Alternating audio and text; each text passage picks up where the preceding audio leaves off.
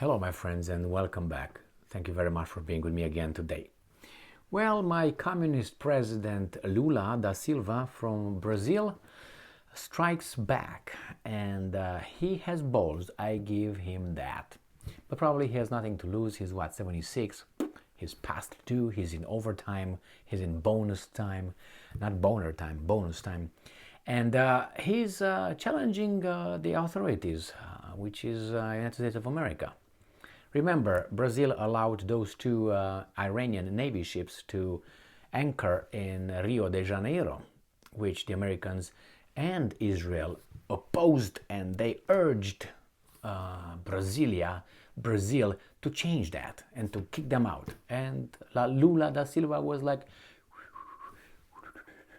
not even this. Okay, and this is the play the flute. Now, what did he do now? Well, at least, he's got balls. I gotta give him that. So he resumes visa requirements for US, Japan, Australia, and Canada. Oh, Canada. All right, this comes from Reuters via investing.com. So this is the March 8th. What happened to you, Mr. Lula da Silva? Brasilia, Reuters. Brazil has decided to resume entry visa requirements for citizens of the US, Japan, Australia, and Canada. Two sources familiar with the matter told Reuters on Wednesday. The country's foreign ministry, known as Itamaraty, is set to announce the decision on Thursday. To the governments of the four countries, Brazil's government will later publicly announce the measure.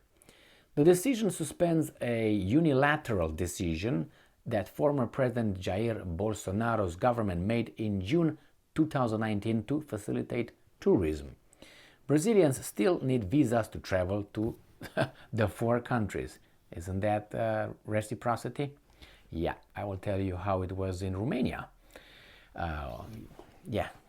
A diplomatic source said that the 2019 decision to lift visa requirements had weakened Brazil's ability to negotiate with those countries. Brazilian government studies also showed the impact of tourism numbers was minimal, though the arrival of the COVID-19 pandemic may have also limited a potential boost. This is a low blow for Bolsonaro from Reuters. That's what it is. The number of tourists arrives from the US, who represent a small fraction of tourists in Brazil in 2022, was still below 2018 figures. Yeah, but they don't have money. What do you want? It's inflation, hard times in the United States. Meanwhile, the number of Japanese tourists fell in 2019 by 4.5% and only 17,000 visited Brazil in 2022. Japan is even worse than United States of America. What are you talking about? Yeah, I think it's just not the ability to travel in general, not just because Brazil is a bad country. But hey, at least Lula da Silva has the balls to say, you know what? You require us to get a visa, we're going to do the same thing to you. But my fellow Americans and Canadians, not the immigrants, because the immigrants know what I'm going to say right now. They know that's true. But you guys that, good for you, lived in these countries, you were native of these countries, you were born here, and good for you. This is the way it works. Let's say I'm a Romanian, a weasel Romanian, and I want to come to Canada, or I want to come to the United States of America. That's the way it used to be. It's still with the United States of America. I'm not sure if it's the same thing with Canada. I think you still need a visa and go to the process. This is the way you go. You do. Let's say United States of America. You go to the capital, in my case, Romania. You go to Bucharest, and then you go to the embassy of the United States of America. You go over there. You make an appointment, and with that appointment, you show up at a certain time, and they ask you to obviously fill the application and so on. That's how it was then. I think right now you can do it online and submit your paperwork, and you're going to show up for an interview, or if you're old enough, you don't need to.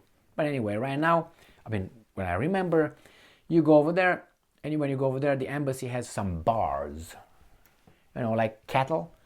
You see how the cattle are channeled in the ranches in Texas? They have and then boom, boom. You can't go left and right. So kind of like that. You can jump but anyway, here's the big fence by outside of the embassy. And then used to be big bars of metal. So you can't cut the line. You got like 2 or 3 people around. Because that's the way Romanians are. That's why I love Romania. That's why I left, because of that beautiful culture over there.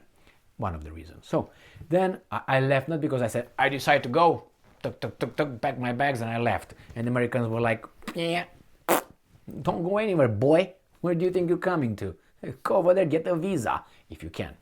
So anyway, you go over there, you enter, they check you, bzz, bzz, bzz, bzz, go in, and you sit down. And you sit down in a room with other 50 or whatever weasel Romanians, not 50, I don't know, about 20 something. And they called Tom Jones, not Tom Jones because we don't have those names. Anyway, Weasel 1, Weasel 2, Weasel 3. So then it's my turn, Weasel 25. So you show up in front of a, how do you call it, a desk over there? A desk, not a desk, because you can't, it's a, I don't know if it's anti-boom boom boom or not, because we don't have guns over there, because we're too free in Romania. Well, anyway, you're in an embassy. And you have a consul. And you give him your papers, he's looking, he's asking some questions. He said, well, where you work, what you do. They want to make sure you don't come to the United States and don't return.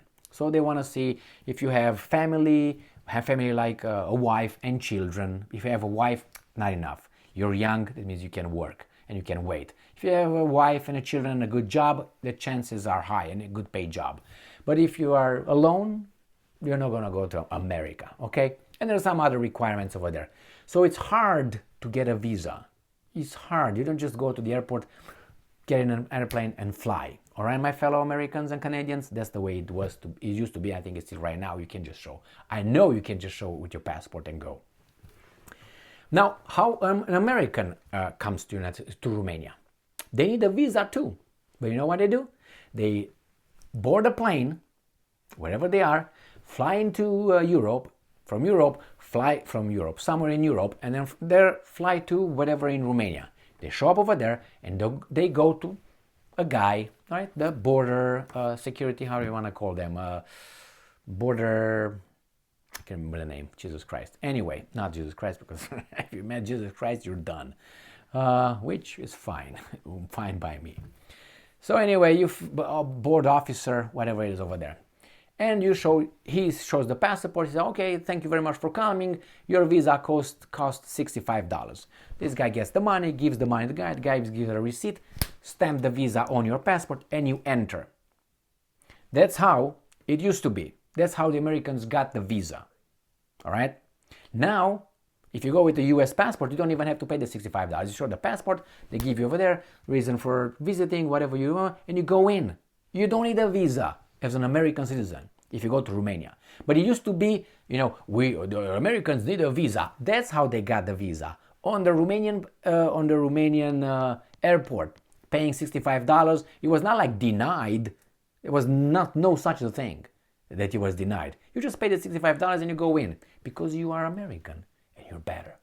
The Romanians has to say like cattle. And first I felt insulted when I first did this, and what the hell? Why do they? Because I was not a cattle or a cow, all right? And some people behave like that. So then I realized, it's for those Romanians. Got it. But unfortunately, you have to be with them around.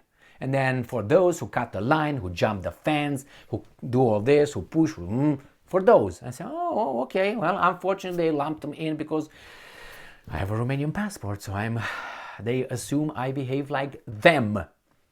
Oh, you don't like it? Neither do I. So you go in, you're treated as a thief. That's how you're treated by the consul when he interviews you. He's not interviewing like, okay, click, thank you very much, go, have a nice trip. No.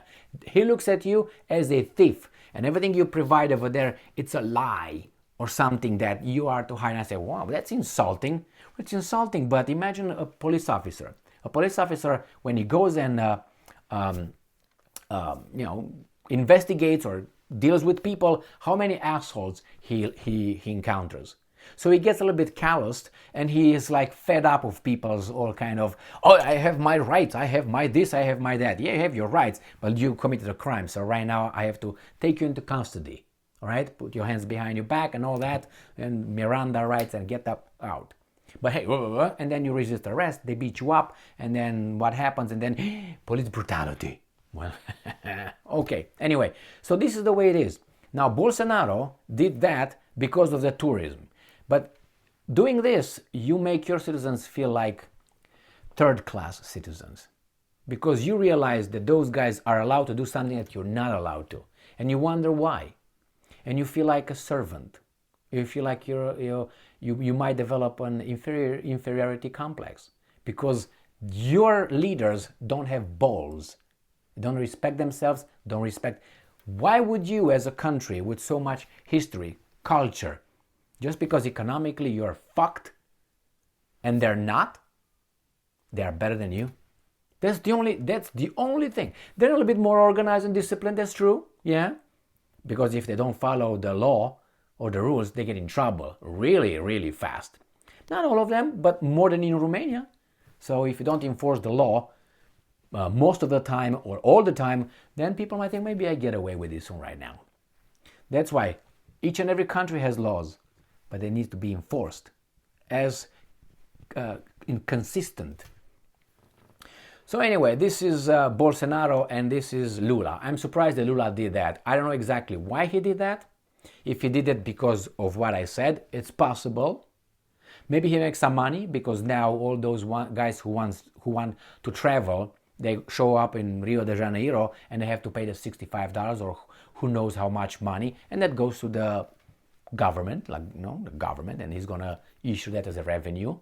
That's another way of looking at them. But I look at it as a moral thing, as a principle. I mean, if it's right for you, why is it wrong for me? What did I do wrong? You know what I mean? But on the other hand, it's true that not too many Americans would like to remain or overstay their visa or whatever in Brazil versus the other way around, a lot of people would move to the United States. So I understand that principle as well. But I would do it the same way. No, man, you don't come. You need a visa. You need a visa, you need a visa. And that's it. I need a visa, you need a visa. How poor. You still can be proud and be honest and have a respect for yourself, regardless if you're poor or rich. Being poor doesn't mean that you are an inferior. The only thing that you got is you don't have as much money as the other person. I'm not going to go in other that has more money. I'm not going to go into a certain kind of behavior that sometimes gets you in being like that instead of being like that, because all being training yourself, follow certain kind of rules, self-restraint, and other stuff. Work hard, show up, keep a job, and don't make kids out of wedlock left and right, because you're gonna make it harder for you to succeed. And nobody's gonna give you anything but beatings. So here is, my friends. I hope that Lula is thinking of about making it equal as citizens. Like, no, if you require me to be asking for a visa, I will do the same thing to you because you're not better than me. If he does it for money, still at least can be interpreted as reciprocity between the two countries. So it's not like this, but it's like that.